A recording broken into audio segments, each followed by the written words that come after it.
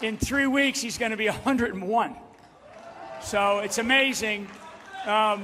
So we were listening to Bill. I just met him last night. I want to thank Cameron Moore, especially for bringing Bill into my life and bringing him to this event, because you're going to hear from somebody who has spent a lifetime serving this country. And I mean a lifetime. I mean, you're talking about he's about to turn 101 years old. Yeah.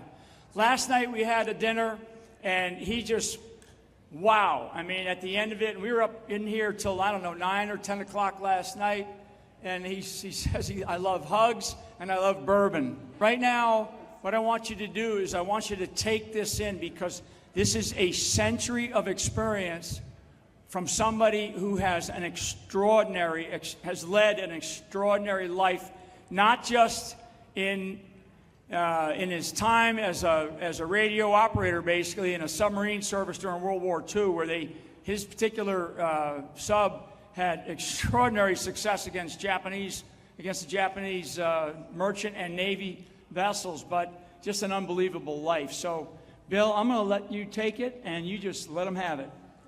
First, I wanted to thank the General, and I sure want to thank Cam for allowing me here. Over the years, I have tried my best to get a hold of an organization that would listen to me for a little while. When I say listen to me, I don't mean personally. I mean the voters, the people out there who are doing all the voters and putting these people into office and taking them out. I'm going to say a few things, perhaps it may offend a couple people, but I just have to have an audience now that I've been looking for years, and I'm going to take advantage of it. Now, the fact that I can't tell you, I don't want to tell you much about myself, but what I want you to do, I would just want you to go on the internet and you just say, Bill Dillon, submarine veteran. And if you want to know anything about me, just scroll down, and you'll probably run out of computer or iPhone, because there's so much data on there with respect to me. I don't even talk about the war, and I'm very proud of what I did in the war, and I'm super, super, super proud of what I did after the war.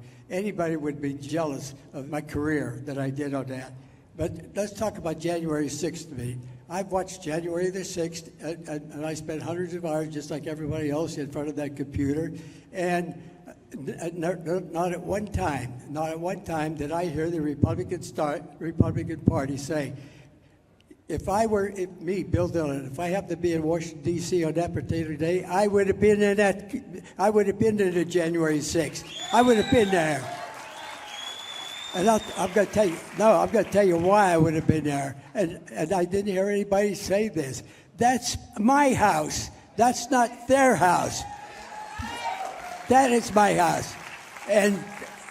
And with these 430 some odd people that's out there, I can't go door to door and knock on them and start raising Cain. So I go to my house, and that's where they were. And so that's what that crowd was for. So can you imagine them arresting me at 31? Then I'd be 100 years old, arresting me. I wish they had. God, anyway, you want to fight me? Okay. With respect to the Republican Party, I get so mad.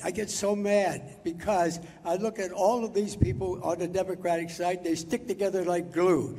They do. Nobody falls off the wagon. But these doggone Republicans, you got two or three of them. For some reason or other, they control everything that Trump wants to do. They could either make him do it, or they could take him out. And so. And what? That girl waited until the last 7 seconds to make a change? I wonder what they paid her or what they gave her to do it. Whatever it is, I'm glad they did it. The other thing, so the bottom line is, how can this Republican Party stick together, for heaven's sakes? The thing is, give away what you want. Give away what you have to give up. Because this guy in the front office is trying to do what is greater for this country. Now, the other thing I wanted to mention, I worked under 22 presidents, 22. I go all the way back to Calvin Coolidge, Hoover, Roosevelt, Truman, Eisenhower, and all the rest, all the way through. I'm going to tell you, Trump is going to go down into history. He's going to actually surpass George Washington. I'm telling you. So What's the bottom line? The bottom line is forget your differences and get behind him all the way, okay?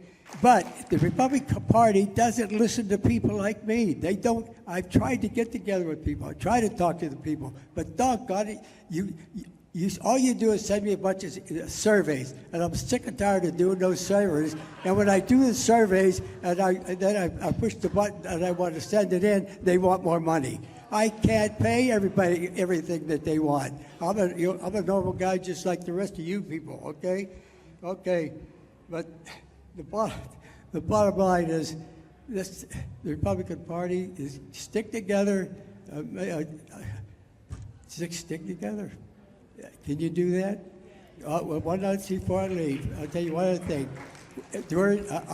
I've been a depression kid, and I went through the whole depression. The depression of 29 on, I went through the whole thing. It was worse than World War II, really worse than World War II. But the bottom line I want to say is this country was one. There was no such thing as a Republican or Democrat. There wasn't. This was one country.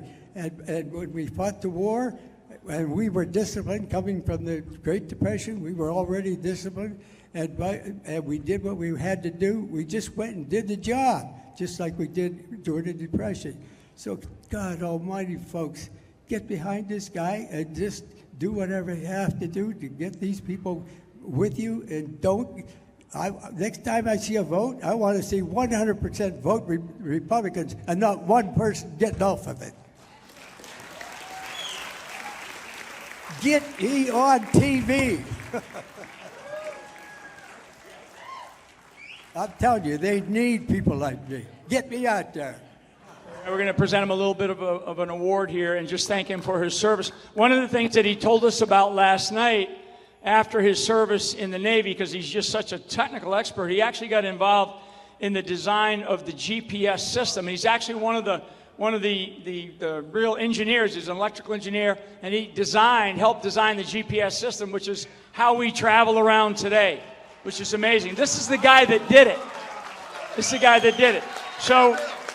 So what I've got for you, Bill, I mean, we just want to say thank you for your lifetime of service. Thank you for all that you've done.